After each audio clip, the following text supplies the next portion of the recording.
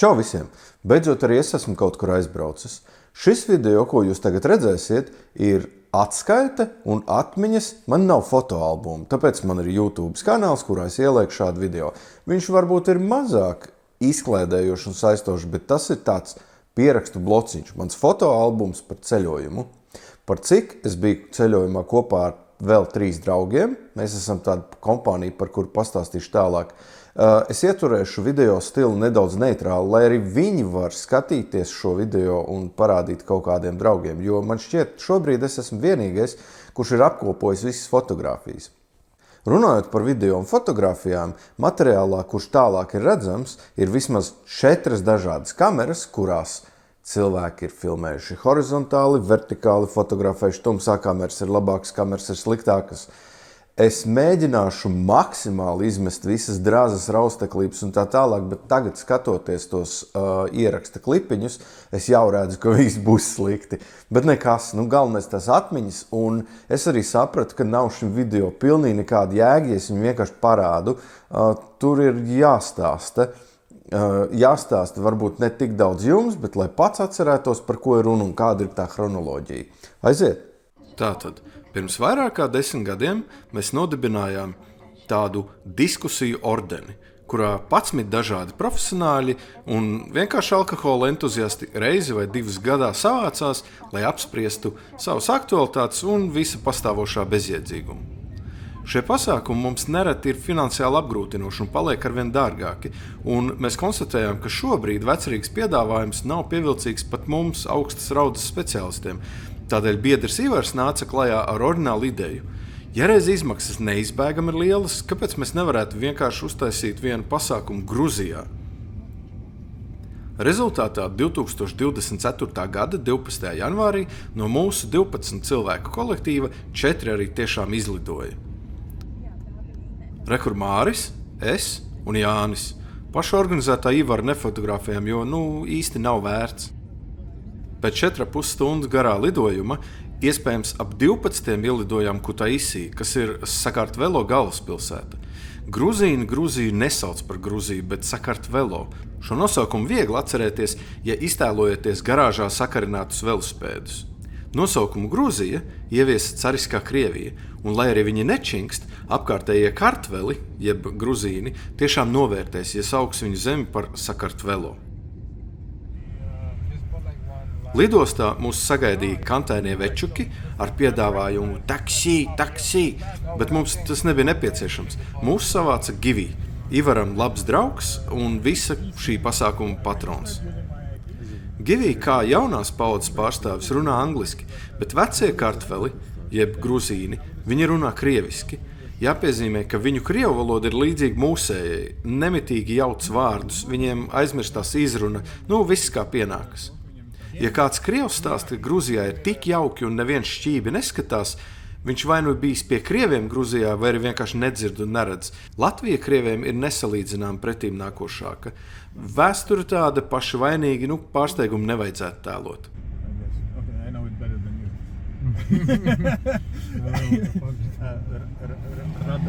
Radons, jā.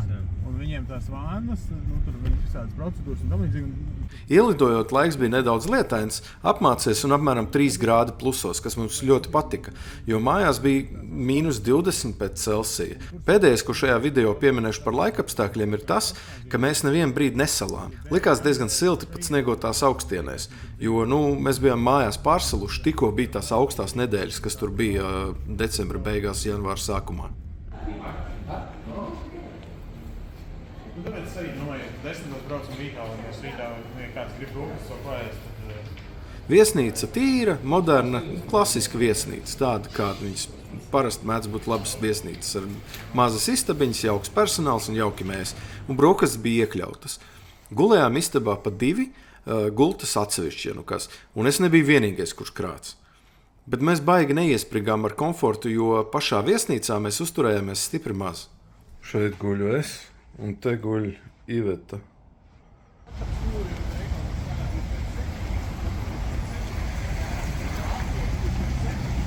Ejam vazāties, tikko iečakojāmies. Nenormāla eksotika. Viss kaut kas savādāk. Atvaļinājumu. Jūs jūties? Smird pēc atvaļinājuma. Bet atvaļinājumu. Noliec siksnu. Jā, Norvēģijā tā ir lente, kino lente, kāds siksni. Es domāju, viņš pērs to bērnu. Re, kur Ivars vispār džemperī vazājas. Un arī lietus netraucēja, jo tas nebija augsts. Un pretēji tam, kā izskatās video, viņš tikai pilināja. Mēs nestāvējām tādā lietū, kur jāsalīst. Es noņēmu bankomātā 150 larus. Tas ir 50 eiro. Pēc tam, kad iečikojamies viesnīcā un tur apsveicinājāmies, apskatījāmies, devāmies uz Hoegaarden krogu Kutaisī. Hoegaarden ir beļģu kviešu alus, bet uz šo krogu mēs gājām, tāpēc, ka tur pasniedz hinkaļus. Diemžēl tieši to dienu hinkaļu nebija, tāpēc bijām spiesti dzert alu un vīnu.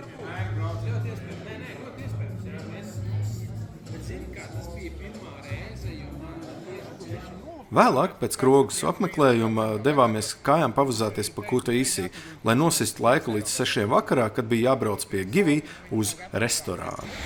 Palmas, sniegs, dubaks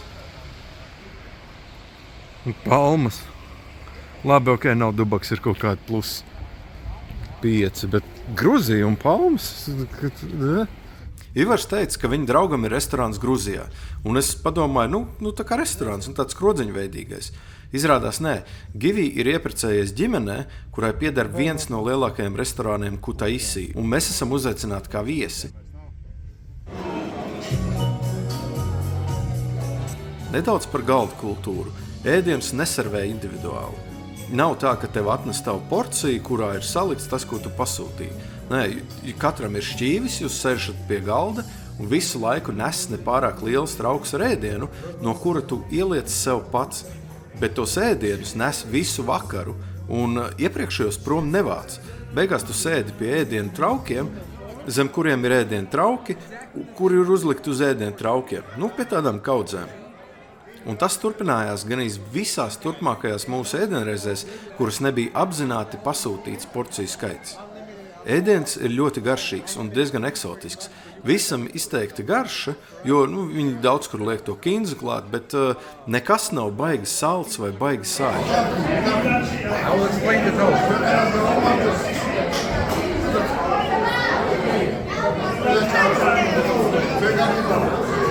Tell us about you guys.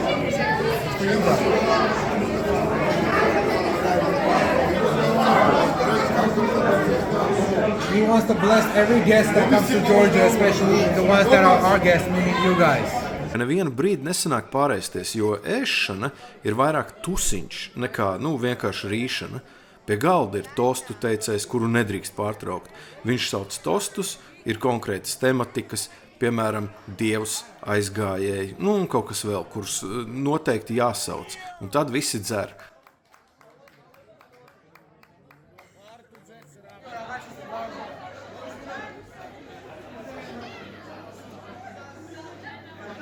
Dzer no parastām stikla glāzēm, izdzer līdz galam, un, ja tā ir tukša, speciāli norīkots salējais to uzreiz uzpilda. Nedaudz atgādina mūsu kāzas, bet viņiem tas ir tādas lielas, nozīmīgas vakariņas. Dzert bez tosta nav vērts, jo tosti seko viens otram. Kad visi ir satostējušies uz velnu paraušanu, sākas tosti par draudzību, cieņu, mīlestību un nereti tos sauc individuāliem viesiem, kuriem tad pasniedz ragu ar to pašu vīnu. Ragi ir visdažādākie. Minu, ka vidējā ragā ir kaut kādi 250 ml vīna. To ragu tīri fiziski nevar nolikt, ja tas nav tukšs, jo, dēļ tās formas.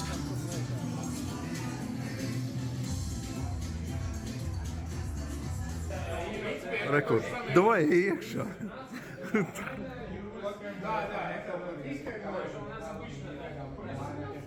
Kas? Un kāpēc? Jāni?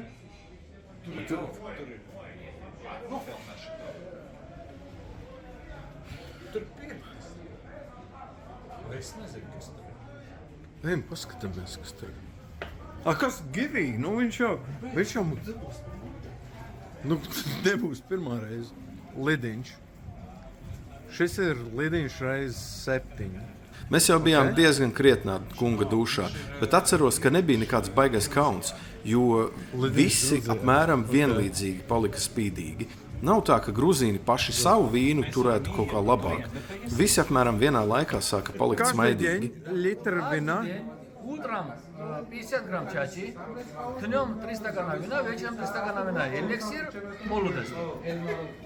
Если не можешь пить, значит не хочешь жить. Составить такое видео. Значит, Бог грузинам сказал, что пить 1 раз в неделю. Только не сказал, какой день. Из-за того, чтобы не обидеть Бога, мы пьем каждый день. Мы верим в Бога. Поэтому надо каждый день пить, чтобы не пропустить тот самый главный день, когда можно пить. Atradām telpu pīpēšanai, un visi pīpējām. Tāda atsevišķa liela telpa, un tur arī sākās sārunas un visādi joki un viss kaut kas. Un pēkšņi dzirdējām baisāko sitienu pa durvīm, tur kaut kas gāžās. Un šo, diemžēl, nenofilmējām. Izrādās pagalmā sadzērušies mazie kantēnie kartveļu onkuļi risināja domstarpības. Tā esot pelēkā ikdiena, un viņi tā dara. Sadzerās un tad vicinās. Ivars mūsu mājās palicējiem WhatsAppā aizsūtīja maziņu klipiņu, kur mēs dejojam, un uzjautrināja Rīgā palikušo komentārus par to, ka es esot žaketi paņēmis.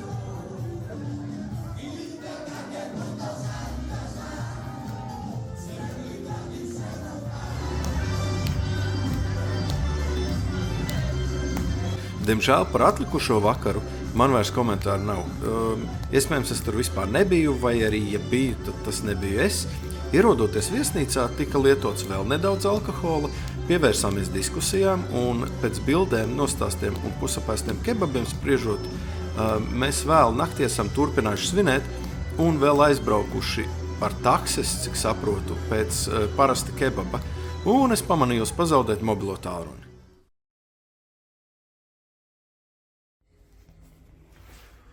Izrādās, telefons nav pazaudēts. Es dzēru ragu. Kurš es? Jā. Es uz totālā palva. Es filmēju, nefotografēju. Es atvainojos, viss ir labi, mums gaida kultūra programma. Brīdināt vajag. Vienkārši tā hreņa ir tāda, ka es esmu konstatējis, ka beigās fočens neviens neskatās, bet vidiku pārskatīties ir diezgan forši. Pamodāmies laicīgi, ap 9, un devāmies viesnīcas iekļautajās brokastīs. Lai risinātu nespēku problēmu, sadarbībā ar Jāni izdzēra visus 5 sargo aliņus, kur viesnīcas restorānā bija. Kad bijām gatavi, mūs savāca gids un šoferis visām atlikušajām dienām Kaha. Iedomājies, Givi, Kaha, viņi ar gariem vārdiem neaizraujas. Es nenoskaidroju, vai tie ir īsti vārdi vai saīsinājumi no kaut kādiem Givanģarulī vai Kahadžvilī, bet Kaha bija sapircies vīnu, lai nabadzīņa busiņā neizžūst, un šī tendence saglabājās visu Gruzijas apmeklējumu. Vīns bija pieejams praktiski visu laiku. Braucām tālu uz dažādiem Gruzijas ciematiņiem, kuros pārsvarā bija baznīcas. Fantastika. 3 reizes nodedzināts baznīca. Šajā epizodē ir Bagratī katedrāle. Kartveli, jeb gruzīni, ir ārkārtīgi reliģiozi.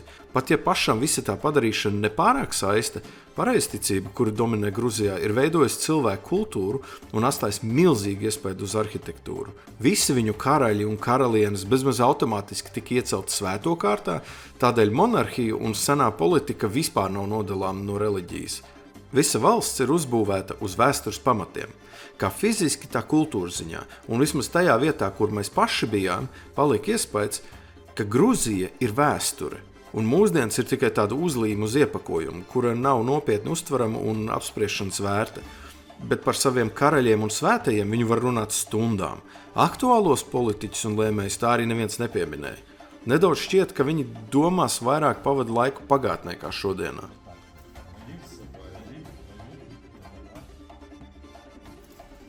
Обязательно? Да, конечно.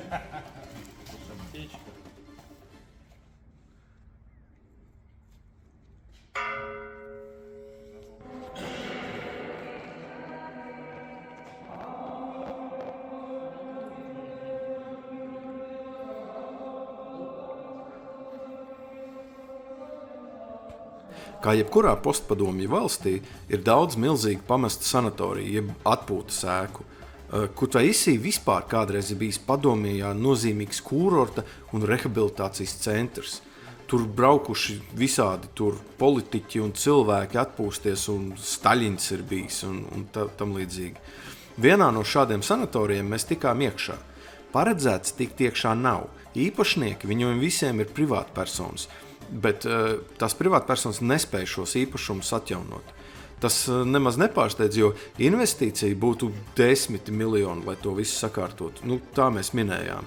Paskatieties paši, teritorijas ir milzīgas un sākotnējais projekts ambiciozs. Par cik cilvēki patvaļīgi šajās vietās ielaužas, nekādu nožogumu nav, nekas nav aizsegts ar barjerām, nekādu brīdinājumu par drošību nav. Nojauksies pa trepēm, pats vainīgs, nevajadzēja līst, bet cilvēki lien. Viņi pat kāzu procesā apmeklē un bildēs šajās ēkās. Iedomājies, izmētātas tādas rundālas pilis ar basēniem, nekoptas, aizaugušas un gaida, kad Sakartvelo beidzot savāksies. 48 тонн. Вот это все. Что вы видите? Саакашвили как хороший считается, да? Он был очень, он много сделал, но потом начал воровать, да? Как говорит. Война, все это. Война, когда вот это случилась война в 2008 году с Россией, вот все пошло под откос, понимаешь? Вот это невозможно было в тогдашние времена, когда Te ir suņi. Un interesanti, ka viņi ir daudz, bet viņi tādi mierīgi forši. Viņi visi ir nočipoti un viņiem visiem ausī ir tādi tagi. Izskatās viegli bēdīgi, bet viņi ir uzraudzīti.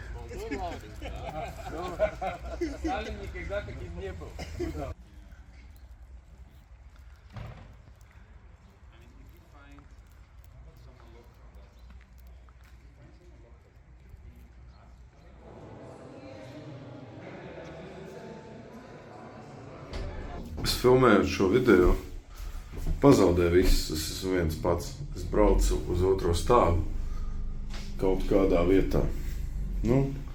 Dažreiz ir tā, bet stresam jau nav pamata. Ja tu visu laiku esi pālīt, tad jau pofīgi. 13 personu.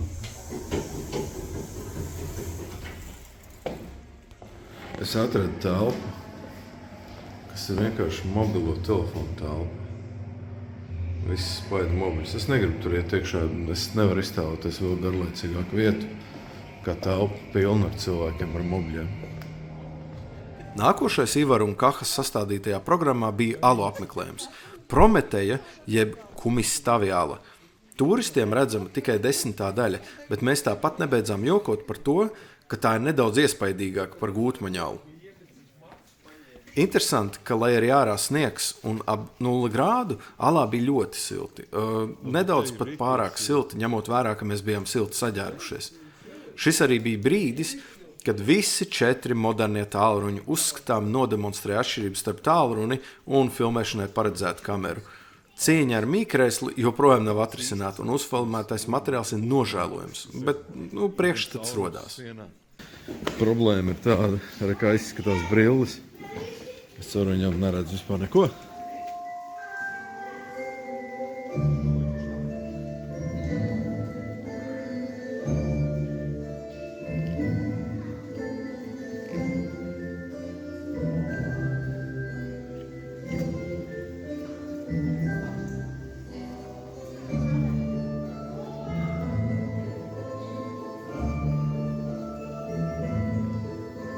Kaut kāds čals esot vienkārši gājis un iekritis salā.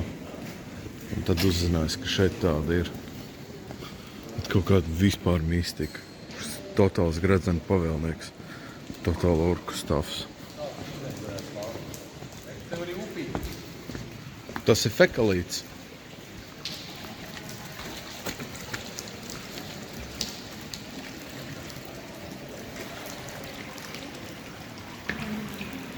Atfigēt. Tas celiņš. Tas viss ir daudz lielāks un iespaidīgāks, protams, kā moblīs skatās.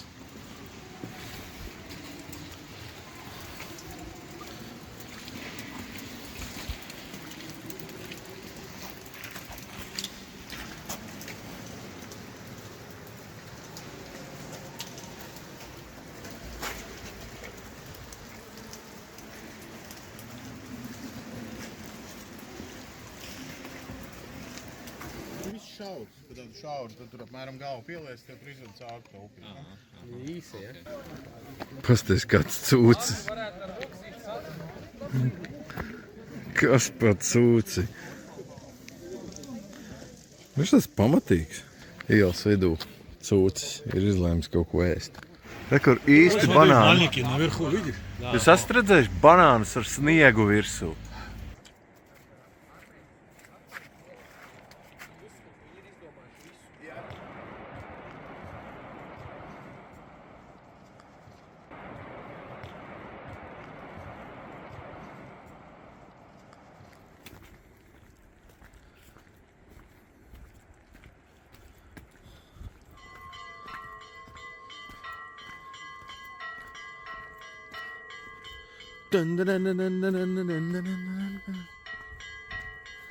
Pēc salām izbraucām vēl caur ciemiem un pilsētiņām, līdz nokļuvām Mocameta klosterī. Lūkšanu telpā notika liturģiskie procesi, kur šķita tik intīmi, ka es nefilmēju. Tur viens čalis tādā halātā, es nezinu, kā tas apmetnis saucās, uz tās paaugstinātās platformas lūdzās, un otrs sēž telpā kopā ar mums maliņā. Un tas izklausās pēc dialoga. Tas vecs tur un tas tā kā dialogs. Viens tā kā prasa un otrs kaut ko komentē. Bet mēs, protams, nevienu vārdu nevarējām saprast. Vienalga, vai es ticīgs. Process bija iespaidīgs un tāds, kuru pilnīgi nemaz negribās traucēt ar sarunām un zipspuldzēm.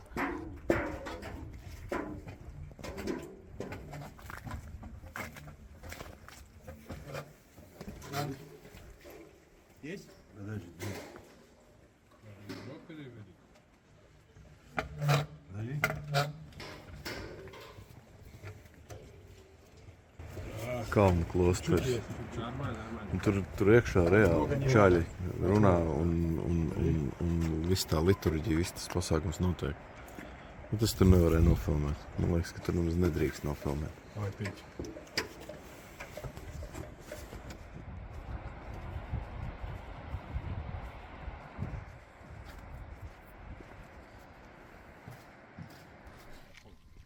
Nākošais pēc kārtas Gelatī klosters. Ja iepriekšējais Mocameta tiešām lika domāt par tādu kalnu klosteri, kurā dzīvo mūki, tad Gelatī ir vairāk kā katedrāle, templis, tā kā mūsu bijušais planetārijas. Neesmu pieredzējis pie tik milzīgiem klosteriem, bet var saprast, šo ir izmantojuši arī mācībām, kā akadēmiju, jeb paši kartveli gruzīni to sauc par institūtu. Viņi teica institūtu. Un tajā institūtā ir gan dzīvojuši, gan strādājuši, gan mācījušies kā reliģisks personas, tā šie te studenti. Bet atkal atgriežos pie tā, tu esi students vai tu esi tā kā ticīgi, tur viss tajā Gruzijā ir pilnīgi saistīts. Man liekas, ka tur kaut kā tā laika izpratnē ticības mācība bija galvenais priekšmets, un tad pārējās lietas tu mācies paralēli. Šo klosteri dibināja Gruzijas karalis Dāvids V, kuru paši gruzīni sauc tikai un vienīgi par Dāvida celtnieku, jo viņš bija daudz būvējis un ieguldījies valsts attīstībā. Arī pats Kahatā bija, Dāvids Straiķeļi. Viņiem viņš ir kaut kā baigi svarīgs. Tas stāsts ir, ka šitas koks, kas saucās Kindzmaraulī,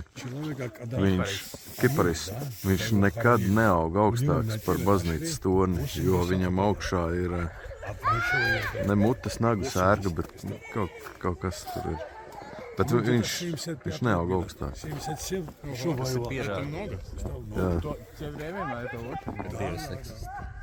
77 лет представил. Tāpat šajā Gelatī klosterī ir apbedīti daudzi karaļi, un iespējams arī gruzīniem tik svarīgā karaliene Tamāra. Lai neiedziļinātos Sakartvelo vēsturē, pateikšu tikai, ka tie ir ārkārtīgi, ja ne paši nozīmīgākie cilvēki valsts vēsturē un attīstībā. Neiespringām noskaidrot, vai Dāvids celtnieks un Tamāra arī ir svētie, bet ņemot vērā, ka klosterī guļ vismaz 7 karaļi, no kuriem lielākā daļa ir svētie, guļ arī paši svētie, kur ir bijuši karaļi. Tam vispār nav nozīmes. Tur tā viss pārklājās. Tur nav baigi skaidrs, kurā brīdī tu esi svētais un kurā ir karalis, jo tas principā gan viens un tas pats.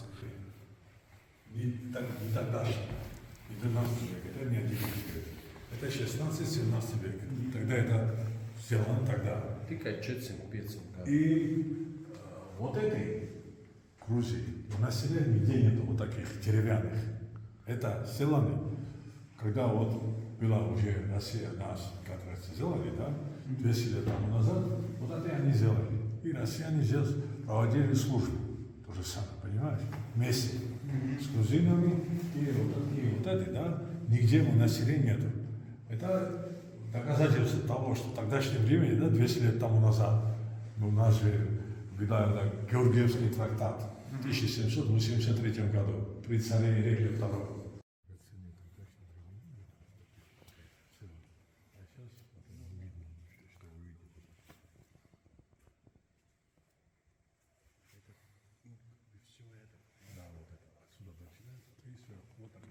Только вино сделали. Почему, если в академию, зачем надо было вот это кушание делать, и здесь вино? Они если учились, почему? Потому что их тоже учили, как надо действовать когда будешь тамада, когда будешь за столе сидеть, как можно вино делать, как надо это делать. Это у нас культура, понимаешь? И, короче, этот город завоевал, убрал от Грузии, этих перегнал туда и в Ганджу заехал, понимаешь? И чтобы доказательство было для отца, специально, чтобы сюда он трофей взял, вот это ворота привез сюда. Pēc klostera apmeklējuma devāmies uz Sakartvelo kultūras pieminekli un lepnumu muižiņu pie Maijas jeb Maiko. Es precīzi nosaukumu neatceros. Viņa ir gruzīniete, kura pārcēlusies no dzīves Tbilisī un pārņēmusi senu virtuvi, kur ir iekļauta kultūras pieminekļu sarakstā un kuru regulāri rāda televīzijā. Maija ir apceļojusi visu pasauli ar savām vieslekcijām par ekotūrismu.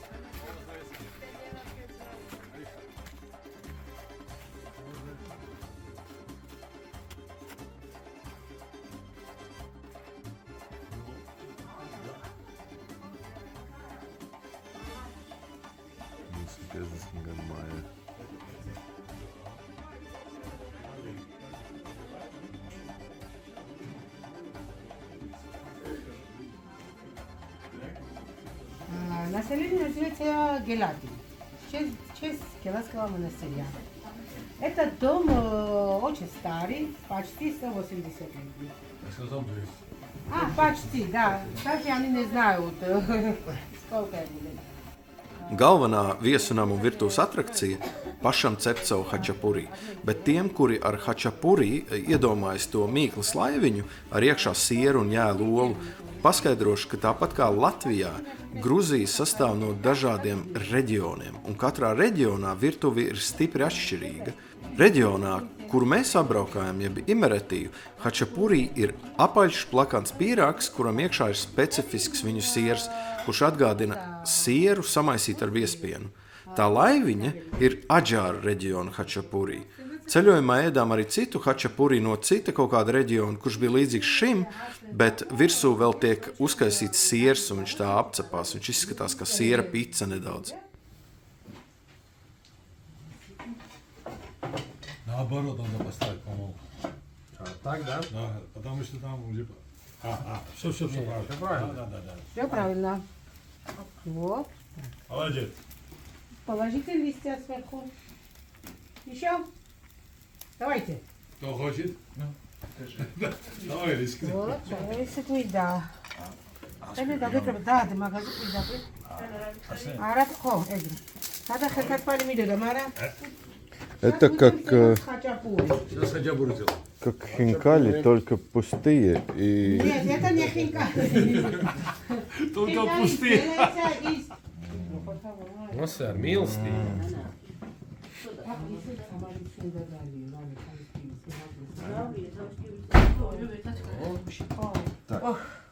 Молодец, подожди, Петя, подожди. Иди сюда. Иди сюда. Давай. Давай, переверни. Вот так. Иди сюда.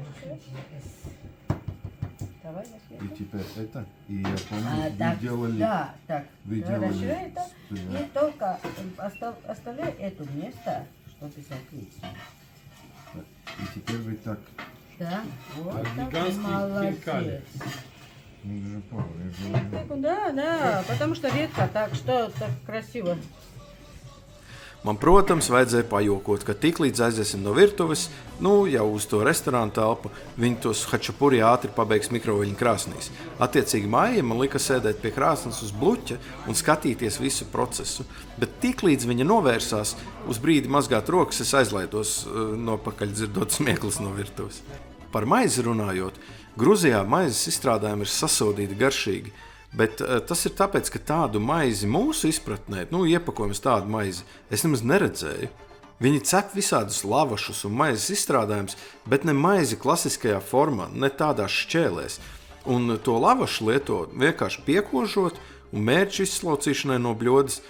Es neesmu drošs, ka viņi zina, kas ir desu maize. Rupmaizi arī neredzējām nekur, izņemot to, ko Ivars aizved kā cienastu. Paēdām, atvadījāmies un braucām atpakaļ uz viesnīcu, kur savācamies Ivara un Māra numuriņā, lai beidzot pievērstos saturīgajām sarunām un diskusijām par dienas gaitā notikušo. Jūs zinājāt, ka šitajā hreņu var bāzt arī skaties depo kārti?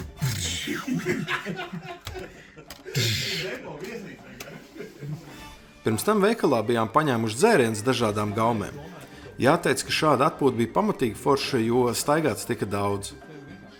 Vakara noslēgumā pie mums atbrauca Givī un aizved uz savu vīnu pagrabu. Mēs paņēmām vīnu, viņam tāds speciāls pūdelis, viņš viņu tur sapilda iekšā. Ar tiem mēs braucām prom. Ar vīnu Gruzijā ir tā, ka par cik tā ir gruzīna goda lieta gatavot savu vīnu, tad to drīkst ņemt arī uz dažādiem restorāniem. Pēc tam mēs devāmies uz kaut kādu krodziņu ēst hinkaļus, bet par šo es vairāk komentēt nevaru, jo atlikušā vakara notikumi man ir pavisam miglātīti un gaišā atmiņā nav saglabājušies. Mēs gan nebijām vienīgā vairāk kā parasti sapriecājusies kompānija, jo jāņem vērā, to vakar Sakartvelo svinēja veco jauno gadu. Tas ir nedaudz mazāk iespaidīgi kā īstais jaunais gads, kad gadskaitlis mainās. Un tomēr salūtas, svinības, visur ļembast un smaidīgi cilvēki. Tas ir tie nopietni svētki, tas ir tāds, jaunais gads.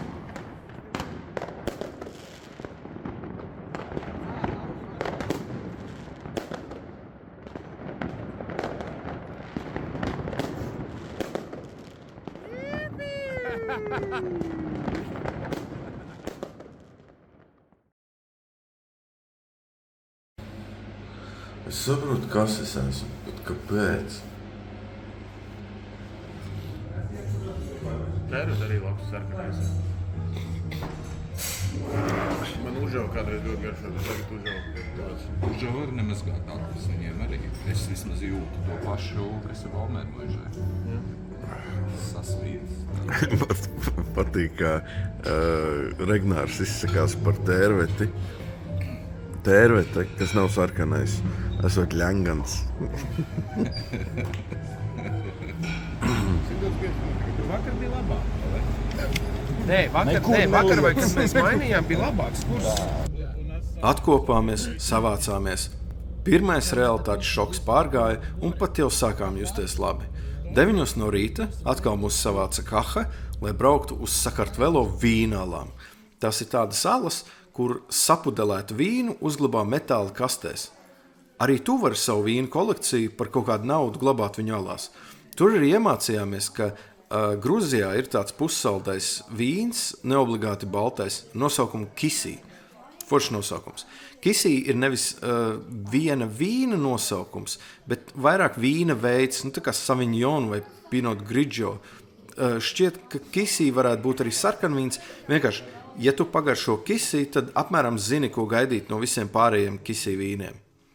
Kungi piedalījās vīna degustācijā, bet es biju izlēmis, ka pietiek alkohola vienam ceļojumam.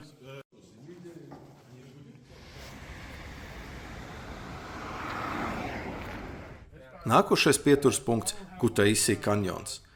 Tie Gruzijā ir vairāki, un daži dēļ ekstrēma augstuma, iedomājieties, todien bija +3, +5, bija slēgti, bet uz vienu tikām. Ir tik patīkami pēc 2 īpaši skarbām dienām uzturēties saulītē un pie ūdens.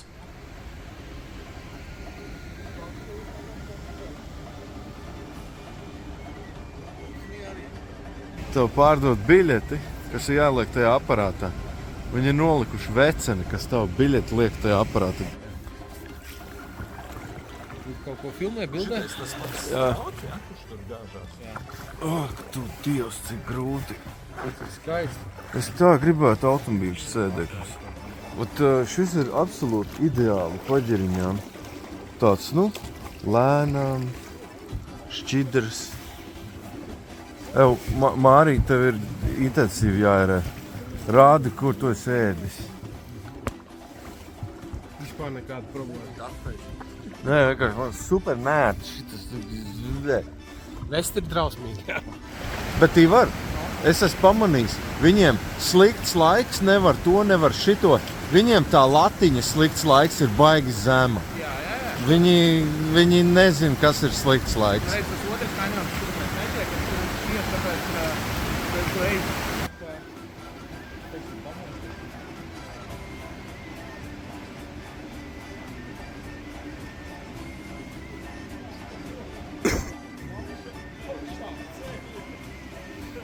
Kā Fēniks no pelniem.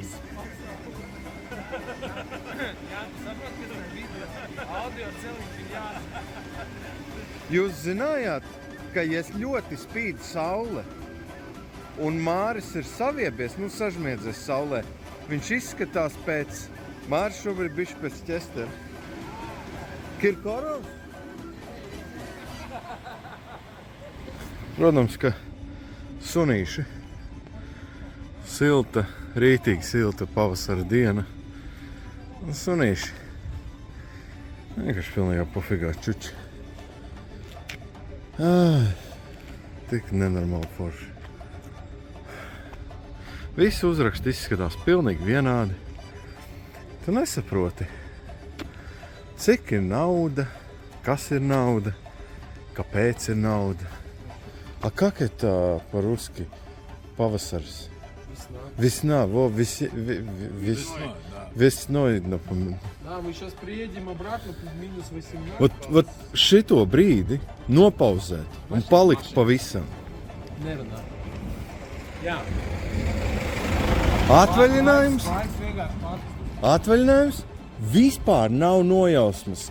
Kā nauda, kāpēc nauda, cik viņi ir, kā viņi saucās. Kas par dienu, cik ir pulkstens, kāpēc mēs šeit esam, kas mēs esam. Man ir divas kabatas, man ir Gruzijas kabata. Ar fiņikiem. Man ir Latvijas.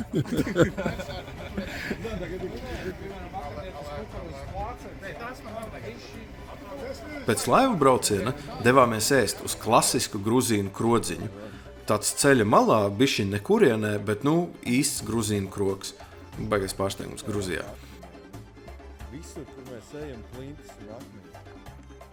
Protams, kā jau pieauguši bērni, pagājām krogam garām, jo bija vajadzīgs pamētāt akmeņus upē. Baigi.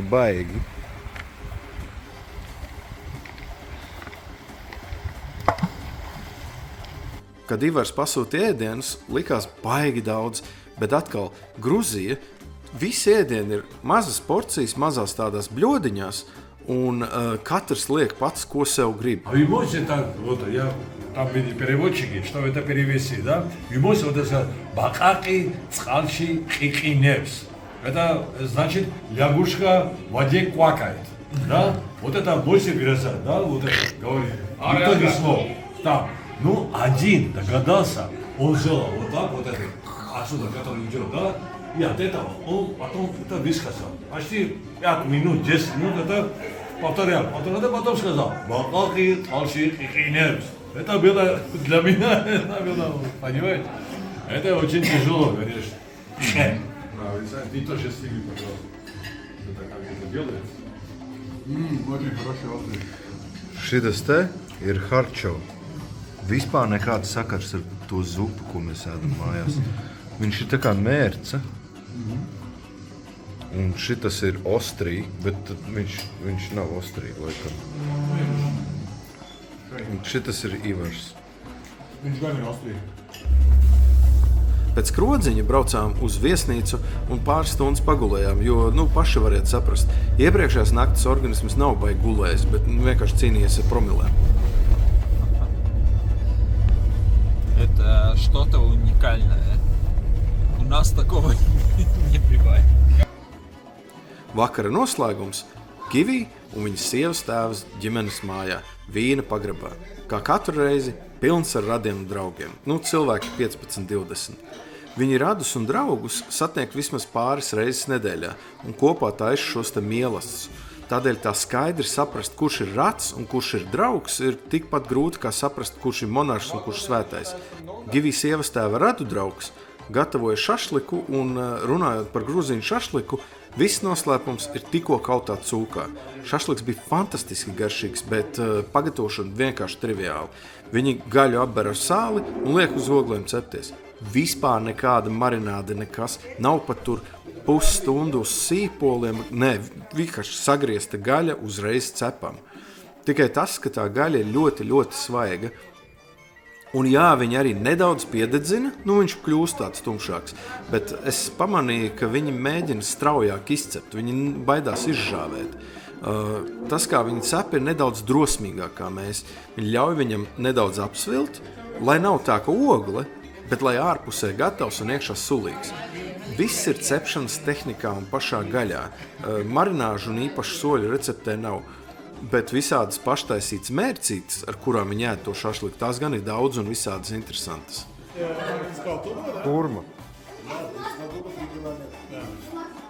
А я там не был. У вас там дом большой или как? Vakara noslēgumā devāmies uz jumta, kur bija sava veida terase. Cilvēki dzēra vīnu, sauca tostus un runāja visādas jaukas lietas. Viss vakars tika ballēts un tāpat kā iepriekšējie vakari, bet es īsti nenožēloju alkohola nelietošanu, jo bija prieks beidzot visu tā pie pilna saprāta no malas redzēt un pievērsties vairāk ēšanai un sarunām. Pasākuma noslēgumā Givī meitiņu un viņas draudzene bija sagatavojusi dziedāšanas un dejošanas priekšnesumu, bet to šajā video es neiekļaušu, jo ir nofilmēti bērni un bija tās meitenītes nodejojušas, un tad kungi sēdēja pie galda, dzēra, ja nemaldos, rumu, un nebija dabūna mājās aiziet. Галмарджус, за сегодняшний день. Обязательно, спасибо. За каждый день. За следующий, не прошедший. Муарткет, висят гов, чекеби. У кого стакан, давай, да пьем до дна, все, здесь не оставляем ни капли. Куда потом? Все, давайте. Она аргонал. Все, пьем до дна. Mājās, jeb viesnīcā, atgriezāmies ļoti vēlu, un priekšā bija vēl mežonīgs šķērslis. Nepieciešams reģistrēties lidojumam atpakaļ. Tai Wizzair kompānijai, ko mēs lietojām, tai vismaz tā ir, ka tur tā jāiečekojas. Un to ir diezgan sarežģīti izdarīt, ja 3 dienas esi bijis Gruzijā.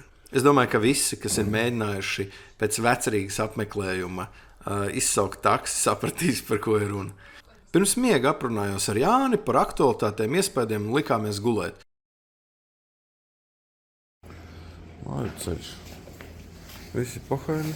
Es neesmu pohainis, bet neesmu gulēt gājis. Jāni, gribās mājās.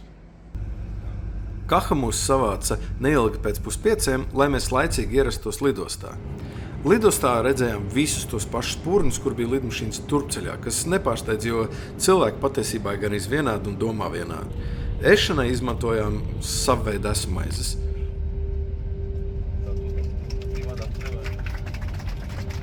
Lūk, ceļojums kopsumā rīktīgi forši. Man ļoti patika. Mēs pēc tam ar draugiem runājām. Visiem ļoti patika. Bija tiešām forši. Mēs nereiz nestrīdējāmies, nebija nekādi kašķi, nebija nekādas problēmas, bet, ja es brauktu ar ģimeni, es brauktu vasarā, jo es nedomāju, ka ģimenēm patīk sēdēt daudz krogos, tur ēst, un bērniem paliks garlaicīgi. Vasarā tur ir daudz vairāk atrakcijas, daudz vairāk lietas ir atvērtas un daudz foršāk. Pašās beigās par cenām. Man viss ceļojums kopā izmaksāja 405 eiro, bet jāņem vērā, ka es neko nemaksāju par pasākumu organizēšanu. Mēs gandrīz katru dienu bijām restorānā vai krogā, kur lielākā ēdienreize nebija jāmaksā. Un vēl tas, ka ziemas sezonā avio biļetes bija 65 eiro turpat pakaļ. Tādu cenu vairs nav. Es pieņemu, ka kādreiz tādas cenas vēl var gadīties un dabūt, bet viņas ir jāķer un jāmeklē. Mēs ļoti laicīgi pirkām tās avio biļetes.